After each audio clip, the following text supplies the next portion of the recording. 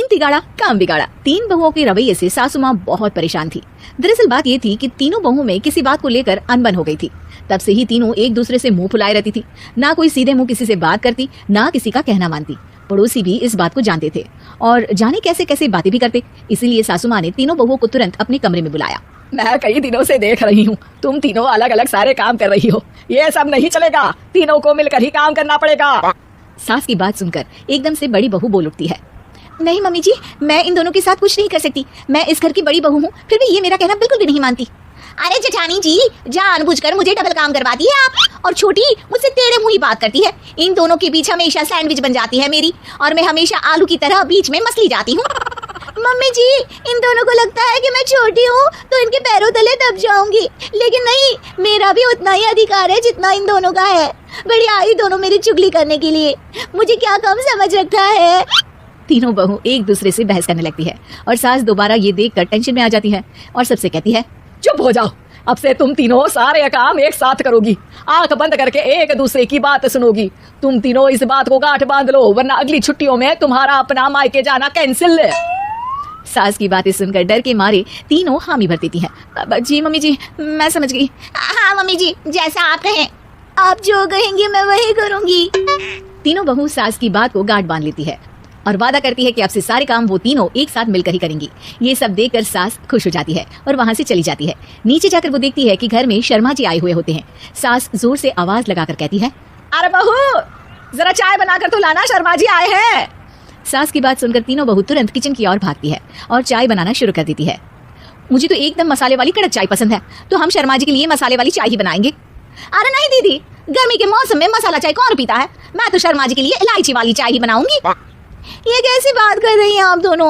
मेरी मम्मी ने सिखाया है कि मेहमान को ज्यादा दूध और शक्कर वाली चाय देनी चाहिए, वरना वो घर वालों को कंजूस समझते हैं। तो मैं तो शर्मा जी को ऐसी ही चाय दूंगी। तीनों बहुएं अपने अपने तरीके से चाय में शक्कर, मसाला, पत्ती सब डाल देती है। उबलने के बाद तीनों मिलकर चाय बाहर लेकर जाती है और शर्मा जी और सासू माँ को देती हैं। चाय पीने के बाद शर्मा जी सासू माँ को देखकर शर्मा जाते हैं और शर्मिंदा महसूस करते हैं कि आखिर उन्होंने चाय पीने के लिए हामी क्यों भरी। सासू माँ भी चाय पीना शुरू करती है और कहती है, अरे बहू, ये कैसी चाय बनाई है? चाय है या मीठे दूध की बासुंदी? हाँ, चाय अच्छी नहीं लगी क्या? कोई बात नहीं, हम पराठा बना कर लाते हैं। चलो चलो अंदर। हाँ चलो। हाँ आती हूँ मैं भी। नहीं, मेरा पेट चाय नहीं चौपट कर दिया, वही काफी है। पराठे से पोपट नहीं करवाना, मैं तो चलता हूँ।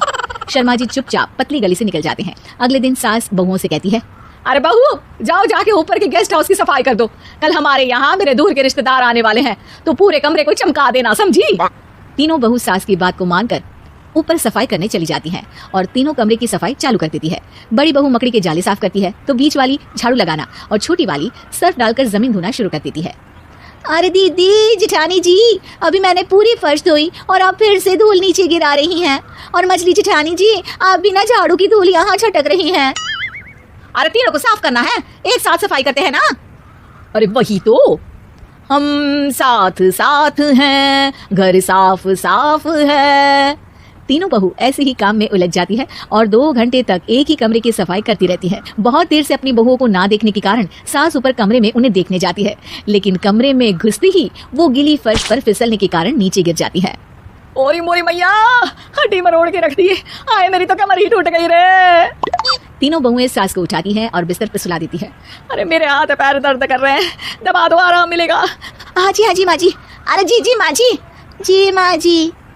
और तीनों बहुएं एक साथ सास के हाथ को दबाना शुरू कर देती है। माँ की तो चीख ही निकल जाती है और नतीजा ये होता है कि सास के बचे हुए शरीर में भी दर्द उठ जाता है। हाय राम, ये क्या कर दिया तुम तीनों ने? अरे मेरी तो किस्मत ही फूटी है कि तुम जैसी बहुएं मुझे मिली। हे भगवान, पूरे शरीर में दर्द बढ़ गया है। अब तो पता नहीं कि चल भी पाऊंगी या नहीं।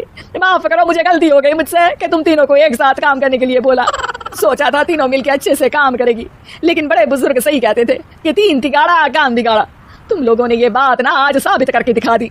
तुम तीनों को तो समझाना यानी मानो भैंस के आगे भी बजाना है। तुम्हें अकेले अकेले काम करना है ना, तो अब से तुम अकेले ही अपना अपना काम करो। तीनों बहुएं वहाँ से जाने लगती है। अरे कहाँ जा रही हो? आप ही ने तो कहा कि अपना अपना काम करो, तो मुझे मुल्तानी मिट्टी लगानी है। अरे मुझे भी तो नेल पॉलिश लगानी है। मुझे ना मेहंदी लगानी है। सास अपना सर पीट लेती है और कहती है, अरे मुझे भी लगाना है कुछ। क्या माँ जी? क्या माँ जी? क्या माँ जी? तुम्हारे घर वालों को फोन तुम्हारी हरकतें बताने के लिए।